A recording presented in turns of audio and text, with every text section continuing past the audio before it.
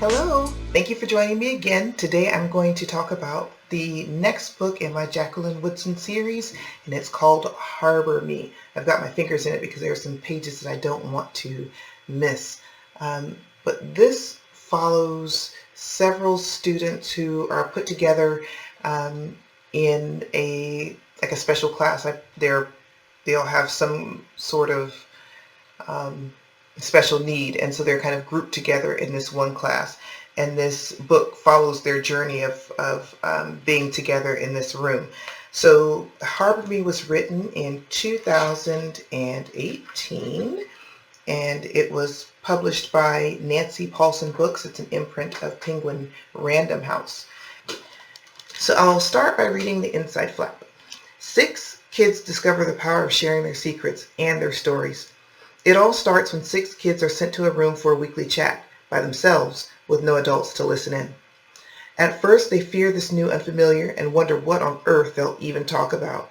But in the place they dub the art room, a room to talk, they discover it's safe to discuss stuff they usually keep private. A father has recently gone missing, and that starts a conversation about the things causing angst in their lives. From racial profiling and fears of deportation to a deep yearning for family history and a sense of belonging.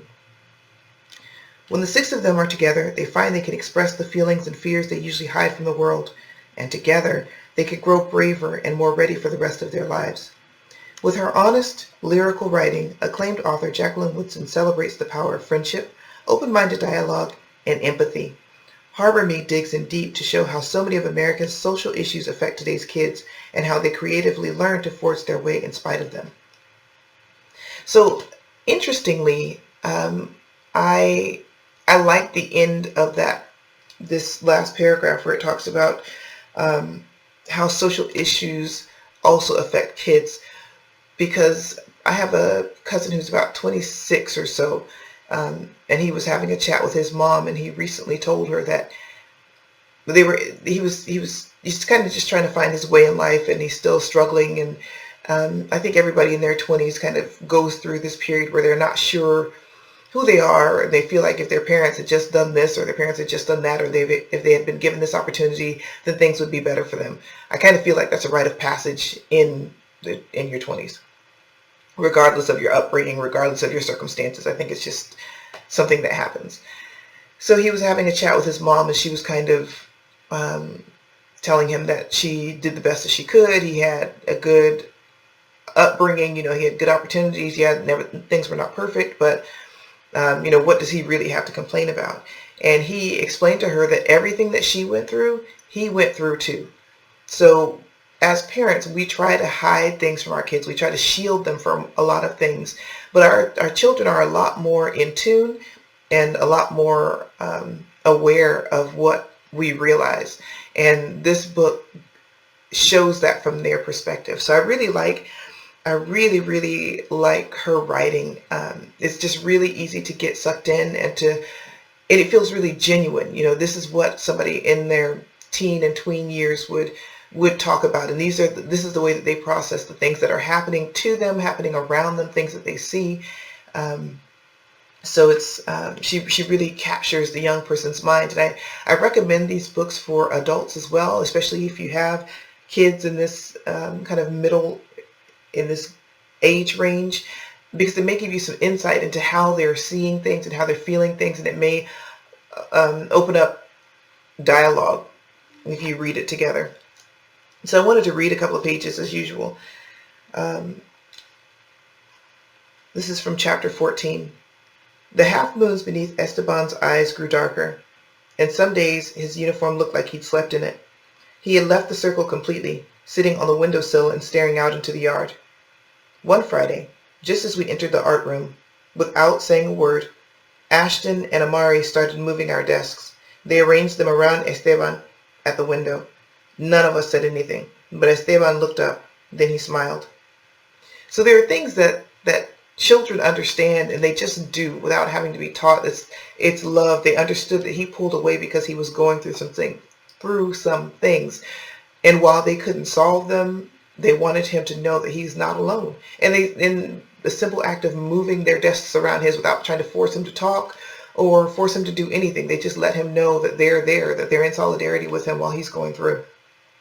And I really think that more often than not, adults can learn from kids in the way that they interact with each other. So talking about racial issues. So this is a multicultural group of kids. So there's one kid that's white. There is one kid that's biracial. There are two kids that are black, and there are two kids that are Puerto Rican, something like that. Anyway, so Jacqueline Woodson in this book, she also kind of integrates some of the issues that have affected our culture, our American culture, in the past few years. For example, Tamir Rice, the boy who was killed by the police at the playground. There talks about issues of immigration and deportation. So here is a fictional account that mirrored a real life account. We all said goodbye to her and waited until the door clicked shut. I think your dad's being unfair, Ashton said. It's just playing. And plus, the Nerf guns are orange, so it's not like they look real or anything. The kid that got killed had a toy gun, Amari said. My pop said it's like we're suspects from the day we're born. Amari and Ashton looked at each other, both of them mad. Yeah, Holly said.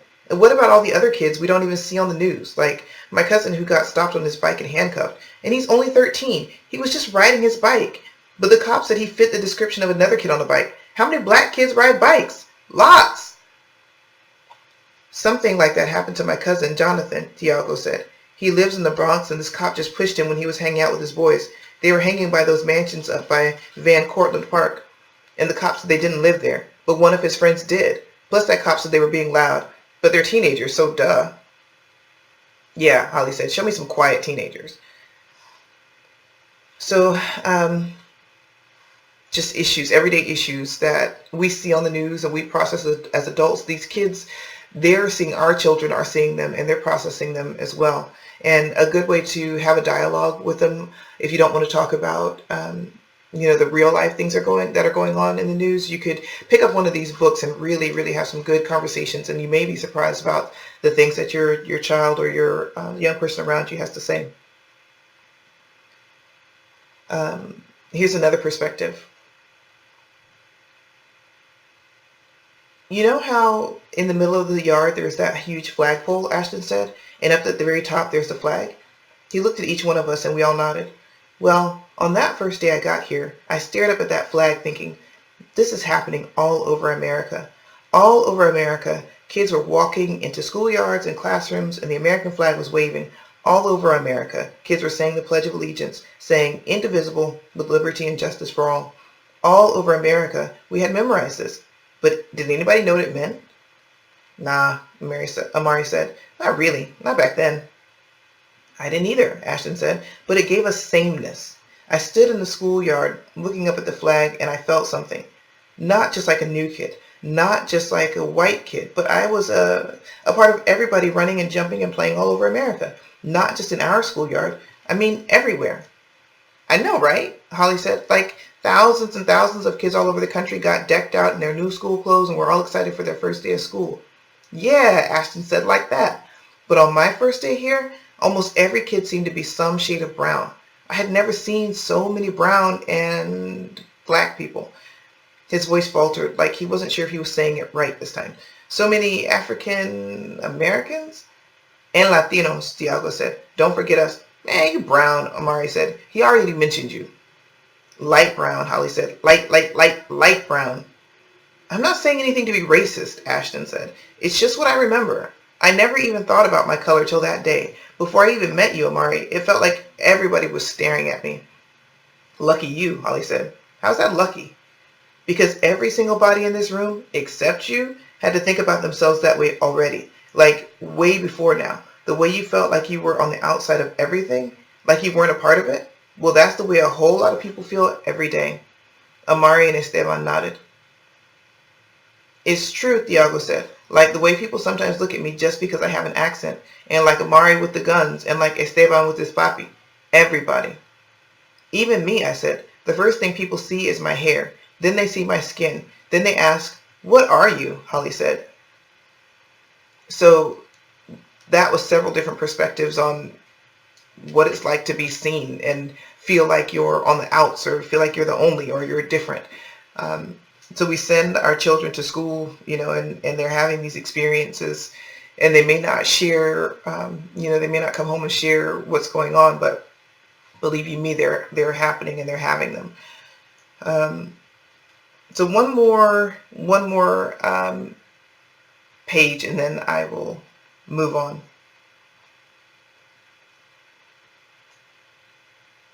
Once, when me and my mom were walking down the block speaking in Spanish, this guy yelled at us, "This is America, speak English." But I'm from Puerto Rico, and Puerto Rico is a part of the United States of America too, so Spanish should be American, right? We all agreed. Amari was drawing, but he kept nodding with the rest of us. Thiago's quiet was beginning to make sense to us. I'm going to skip forward a bit. My mom, when she's at home, she loves to sing in Spanish. She talks in Spanish. She cooks in Spanish. It feels like she even laughs in Spanish because her smile gets so big. But when she goes outside now, she is very quiet because she's afraid another person like that guy will look inside her mouth and see Puerto Rico there.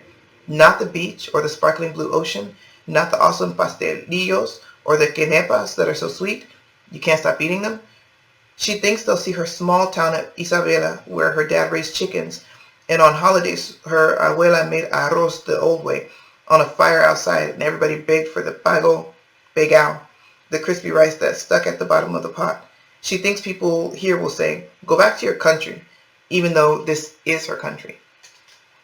So anyway, so just those social issues are some of the things that are discussed in this book, HarborMe, amongst the other things that they're dealing with in their families. So this, while I highlighted the social issues that they experience and that they are processing together, they also each have their own family situations that they're trying to work through and understand and make sense of. At the same time, they have learning disabilities, which is why they're in this class together in the first place. So this is a really just interesting book. I cried. I think I mentioned in my previous video that I think I cried in just about each of these books that I've written by her, just because these children, they are going through so much. And even though this is a fictional account, this morning I read an article in the New York Times that 114,000 New York children are homeless. They're either living in shelters or they're doubling up in small apartments with their families. So children everywhere are really experiencing trauma and challenges in real life. So they're dealing with the social issues that are outside their control. They're dealing with things in their own families, and they're still trying to be good students on top of that. And it can be a challenge. So like I said in the beginning, I recommend reading this book whether you're an adult, and I definitely recommend it for children, especially children who don't have as many challenges as some of these other children, as much as children in the inner cities or children who are in rural areas and lack resources as well. It's a good idea. It's a good way to understand differences. And I really love that the kids in this room were multicultural, because they're able to understand each other from a different perspective, because they were given this space and this opportunity to talk without adults without adults present. They really got to understand each other from a cultural perspective, and it's not just brown people or people of color against white, but you had the white kid too, who was able to share his perspective, and struggling to say the right thing and knowing what was okay to say and how it was okay to be. And so you get a good, well-rounded experience and understanding from these different children. So I most definitely recommend this book. This video is going on for a while, so I think I'll go ahead and round it out here. So let me know what you think. Let me know if you picked this book up, if you decide to read it. Give me a comment on the video, like, subscribe, follow me on Instagram. I hope you read it. Definitely pick up Jacqueline Woodson. Peace.